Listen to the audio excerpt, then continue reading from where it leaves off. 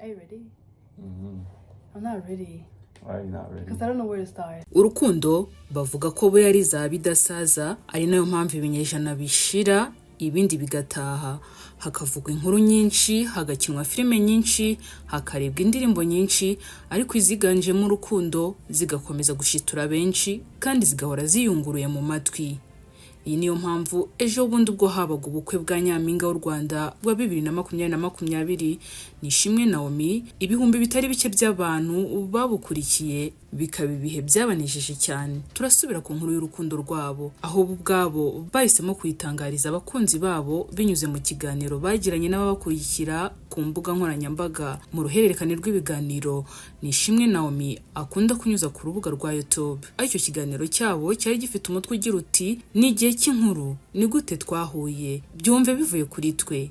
Imiterere y'ikiganiro yahaga umwanya ababakurikira ku mbuga nkoranyambaga ziganjemo n'urwa Instagram kubabaza ibibazo babibazaho, cyane ko abakunzi babo bari bafite amatsiko y'urukundo rwabo. Mu kiganiro cyamaze 36 n'amasegonda 48, aba bombi babashije gusubiza abakunzi babo buri kantu ku kandi.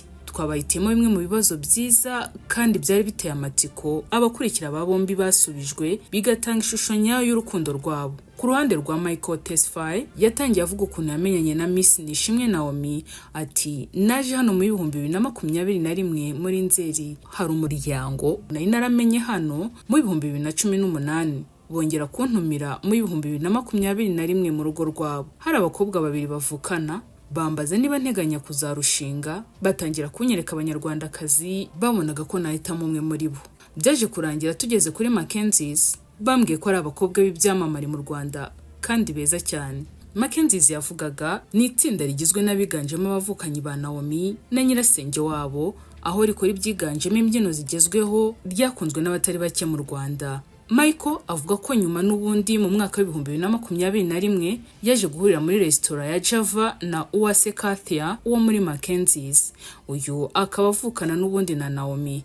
Ngo inshuti bari kumwe zaramumweretse byimubwira ko ari umuvandimwe wa Miss Rwanda kandi afite umushinga ujyanye n'ibyo nawe yaragiye gukoraho. Ngo Michael yegereye Uwase amwaka nimero ya NAOMI, ariko baranaganira, aramwibwira, amubwira icyamuzanye mu Rwanda.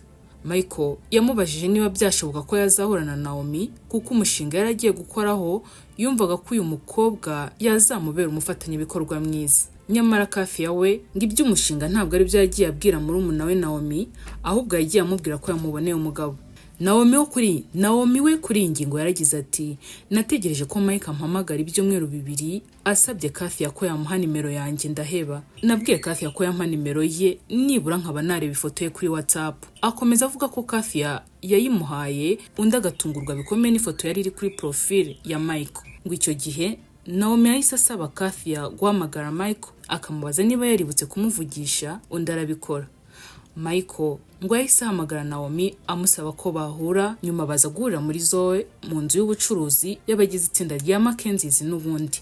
NAOMI ati Michael ahageze yabonye ifoto ya bagenzi banjye, ahita ambaza niba muri bo hari uwubatse urugo. Mbamusobanurira mbavuga nabi ariko nanone byo gutebya. Munsi kibi NAOMI yabivuganye agira ati nigezeho nahise nitaka cyane, nanavuga ko nta mukunzi mfite. Avuga ko bwa mbere ahura nawe yahise abona mushituye. Michael nawe akavuga ko nubwo yari yaje kumureba ngo baganire ku by'umushinga, kubwo baganiraga yabonaga uyu mukobwa yibere mu bitekerezo bindi bya kure, bisa naho yabaga yatakaye mu biganiro. Bageze ku kibazo cy'uwaba yarabwiye undi ko amukunda mbere, mu ishusho y'udusoni NAOMI yasobanuye neza ko ari we wabanje kubwira umusore ko amukunda, ubwo barimo basangira muri resitora n'ubundi akitegereza Michael akamubwira ati ndatekereza ndi mu rukundo nawe. Akomeza avuga ko icyo gihe Michael gukomeza gufata amafunguro bisa n'ibyamunaniye akaburamo ifato. Nyuma yaho ngo aba bombi bakomeje umubano wabo ndetse batangira kugenda bamenyana birushijeho, nkaho basobanuye ukuntu bahuye n'ababyeyi ba buri umwe. NAOMI ati hari ku mpera z'umwaka wa 2022 mbaza Mike ibyerekeye gahunda afite, ambwira ko yakabaye ari kumwe n'umuryango we, ariko kuri iyo nshuro ngo byari byabaye ngombwa ko asoreza umwaka mu Rwanda. Ati naramubwiye nti nibigushobokera utwisunge. Akomeza avuga ko byarangiye Mike aje akaza azanye keke yanditseho Happy New Year mu kwifuriza NAOMI n'umuryango we umwaka mushya muhire.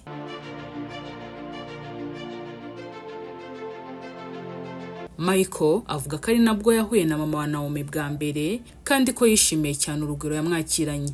Ku ruhande rwa Naomi avuga ko we bwa mbere ahura na papa wa Michael byabaye yagiye muri Ethiopia ku mpamvu z'akazi, yagerayo akagira igitekerezo cyo gusaba Michael kubwira papa we ko bahura. Ngo icyo gihe Michael akibyumva yabaye nk'uwikanze nk'umuntu wari utunguwe, biba ngombwa ko anitabaza inshuti ye, gusa birangira Naomi ahuye na se wa Michael. Aha Naomi ati ubwo nahuraga nawe ntabwo navugaga, ntabwo byari byoroshye ariko byari byiza. Yongeye gusobanura kandi ko nyuma yaje guhura na mama wa Michael yaje mu Rwanda, ngo ariko we bahuje urugwiro vuba. Bwa mbere Michael ahura na se wa Naomi avuga ko nawe bahuriye muri Zoe, n'ubundi aho Naomi n'abavandimwe be bakunze kuba bari mu nzu y'ubucuruzi bwabo, kuva uwo munsi nabo bagahuza. Muri iki kiganiro kandi Michael yabajijwe niba ari ubwa mbere yari akundanye n'umukobwa uzwi ku mbuga nkoranyambaga, asubiza ko ari ubwa mbere ariko nanone ko ntacyo bimutwaye ndetse ko atajya ata igihe cyane kubivugirwa kuri zo.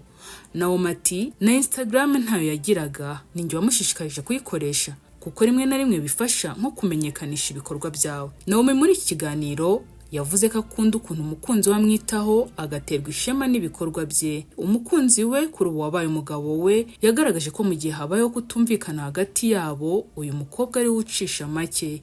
Inkuru y'urukundo rwa bombi yatangiye kumvikana mu bitangazamakuru bitandukanye kuva muri Mata mu 2022 kugeza bayishyizeho akadomo ko buri umwe yihebeye undi, basezerana kubana karamata ku ya 29 Ukuboza mu mwaka wa 2024, ndetse ikaba inkuru yabaye y'agahebuzo mu zasoje uyu mwaka. Michael Tesfaye, umugabo wa Nishimwe Naomi, ni umusore ufite masters mu bijyanye n'ubuvuzi, yize kandi mu Bwongereza muri kaminuza ya Edinburgh, ariko muri iki gihe akaba asigaye aba mu Rwanda, ari naho akomereje ubuzima bwe we n'umufasha we. Afite imishinga itandukanye ijyanye n'ubuzima, irimo n'uwafatanya na Miss Akariza Amanda ujyanye no kwita ku buzima bwo mu mutwe hifashishijwe ikoranabuhanga. Miss Naomi we ni umwe mu begukanye ikamba rya Nyampinga w'u Rwanda mu 2020, akaba ari umwe mu bagize itsinda ryamamaye Mackenzie's Girls, aho harimo umuvandimwe we mukuru Kathia Kamari, Uwase Brenda akaba ari na nyirasenge wabo. Aba kandi bakaba bafite inzu y'ubucuruzi bahuriyeho bise Zoe.